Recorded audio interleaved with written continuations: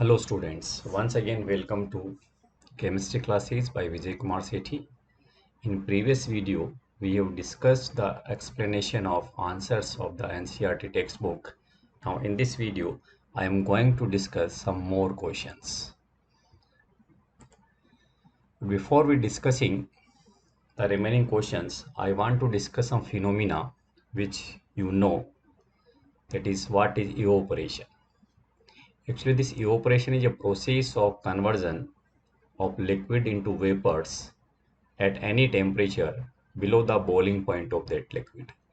Generally, there is a confusion between evaporation and vaporization. Actually, in common way, we can say both are the same terms, that is conversion of liquid into vapors. But if this process is carried out below the boiling point, then this is called evaporation. So we can say vaporization is a common terms which can be used for the conversion of liquid into vapor. But if this process is carried out below the boiling point, then this is called evaporation. Is it clear? Now, what are the factors which affect the rate of evaporation? There are the certain factors I think we have discussed, but I explain more. First one is the temperature. Higher the temperature, higher the rate of evaporation. Next is humidity. First, what is the meaning of humidity? Humidity is the amount of water vapors present in the atmosphere. More the humidity, less the evaporation. Clear? Next one is the surface area. Larger the surface area of liquid, more the rate of evaporation. Actually, evaporation is a surface phenomena. From the surface of liquid, evaporation is taking place. That's why if we increase the surface area of the liquid, evaporation will increase. Next one is flow of wind over the liquid. If there is the more flow of wind over the liquid, more is the rate of evaporation. These are the some factors. Now we discuss the some questions of your textbook. First one is, why does a desert cooler cools better on a hot dry day? See, hot dry day. First thing, what are the conditions of hot dry day? That is, temperature is very high and humidity is very less, and both favor the evaporation. That's why we can say more the evaporation, more the cooling. Its answer is, on hot dry day, due to high temperature and low humidity, rate of evaporation is more evaporation, more cooling. Next, how does the water kept in an earthen pot, that is matka, becomes cool during summer? Again, this is the common experience. In our home, we are using the matka or matki to keep water cool. Why water cools in this matki? There are the some pores, that is holes, in an earthen pot through which the water inside the pot evaporates, and this evaporation makes the water inside the pot cool. Simply we can say due to evaporation. Actually, in the evaporation, what happens? During this evaporation, the particles of the surface of liquid take the heat from the surroundings and evaporate. Is it clear? Another way we can say, the particles having the higher kinetic energy of the liquid evaporates, leaving behind the particles with low kinetic energy, resulting the cooling. That's why this result in the cooling, and this evaporation is taking place through the pores. Pores means small holes. Why does our palm feel cold when we put some acetone or petrol or perfume on it? Clear. In daily life, if you say acetone, I think girls can understand that is nail polish remover.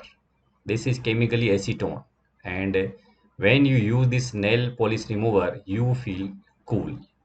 Why it is happening? Actually, when we put some acetone or petrol or perfume on our palm, it evaporates by absorbing energy from the surface of the palm, and hence our palm feels cold. Clear? It takes the energy from our palm and evaporate. Next,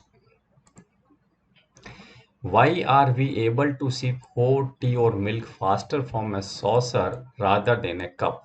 First thing, what is this saucer? Actually, this is a plate which is kept below the cup or coffee. Cup of tea or cup of coffee. This is a plate, small plate. We can say again, in plate surface area is more, in cup surface area is less. Again, we have discussed that more the surface area, more the evaporation and more the cooling. Same thing happens in this case. A liquid has a larger surface area in a saucer than in a cup, thus evaporates faster and cools faster in a saucer than in a cup. For this reason, we are able to sip hot tea or milk faster from a saucer than a cup. What type of clothes should we wear in summer? This is the summer season started. And as we know, this is a common experience, then cotton clothes should be wear in the summer. Why only cotton? Because cotton is a good absorber of water. And as we know, during the summer, we sweat. Sweat means pasina. Thus, it absorbs what sweat from our body and exposes to the liquid to the atmosphere, making evaporation faster. During this evaporation, particles on the surface of liquid gain energy from our body surface, making the body cool. So simply we can say that is cotton clothes are the good absorber of sweat and exposed to the atmosphere for evaporation, and due to evaporation we feel cool. That's why we should wear cotton clothes in the summer. Now, these are the some exercise questions. Convert the following temperature to the Celsius scale. We already discussed this formula. Once again, you know, if any temperature given in degree Celsius and if we add 273 in this case, then we will get the temperature in Kelvin. But in this case, temperature in Kelvin is given. That's why what we'll do? That is, temperature in degree Celsius is equal to temperature in Kelvin minus 273. Is it clear? Simply, this temperature 293 minus 273 will get the 20 degrees Celsius. This is 470 Kelvin minus 273, that is 197 degrees Celsius. Convert the following temperature to the Kelvin scale. Use this formula, Kelvin scale. Add 273. So 25 degrees Celsius plus 273, we get 298 Kelvin. 373 degrees Celsius plus 273 will get a 646 Kelvin. One precaution we have to care. Don't put degree Kelvin. Clear? Degree is only used with the Celsius. C. Kelvin is written only capital K. Give reasons for the following observations. Naphthalene balls disappear with time without leaving any solid. We have discussed the one phenomena that is known as sublimation. That is, solids directly convert into the gas phase without passing to the liquid state. That's why we can say naphthalene balls undergo sublimation. Its answer is sublimation.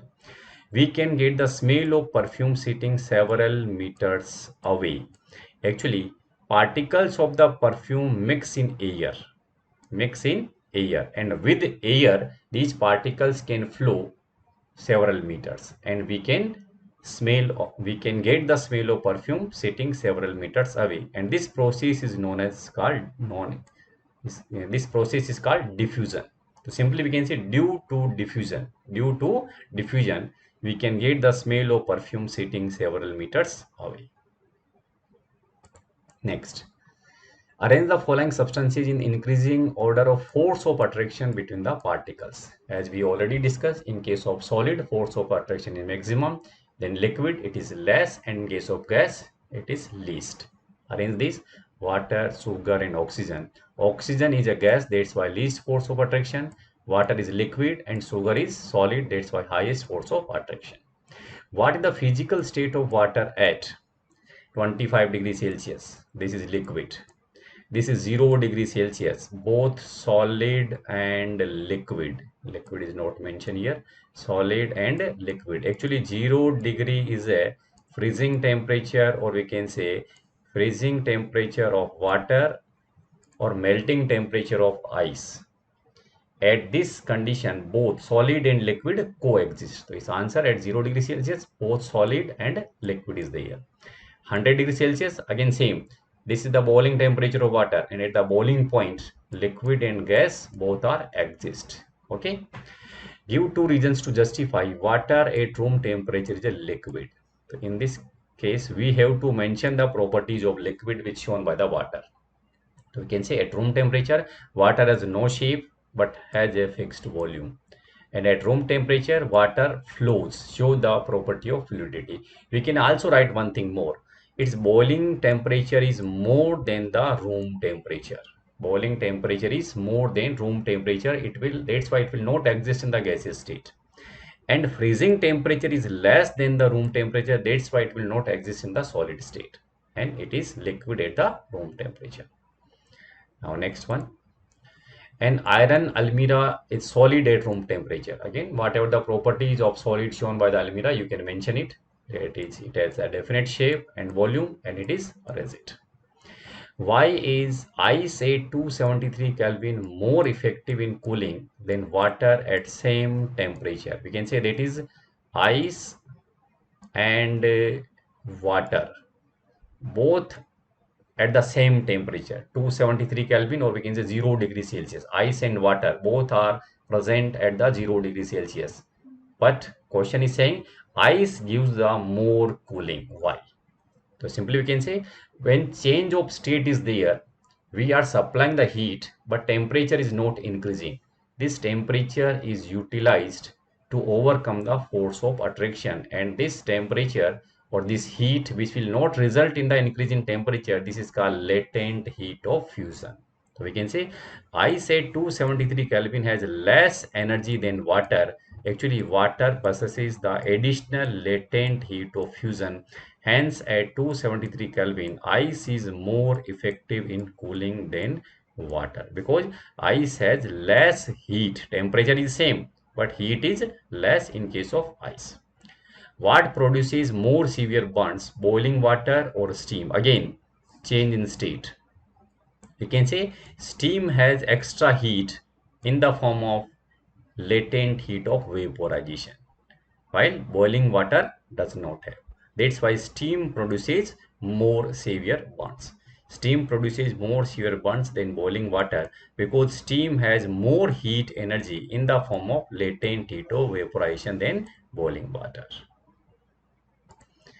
Next, this one diagram is given. You have to identify the process that is A, B, C, D, E, and F. Now just see. This is solid is converting into liquid. Conversion of solid into liquid. This is called either fusion or melting. Now what is B? B represent that is liquid convert into gas. Conversion of liquid into gas. This may be written as evaporation or vaporization. Then this is C. Process is C. C is conversion of gas into liquid. Opposite to B. That is known as condensation. Process D. Liquid converts into the solid. Opposite to A. That is called solidification or freezing. Conversion of solid into gas directly or gas into solid without passing through the liquid state. Both the processes are known as sublimation. Is it clear? So this is all about explanation of the answers of your NCERT textbook. Clear? Subscribe my channel so that in future you can get my videos directly and easily. Thank you.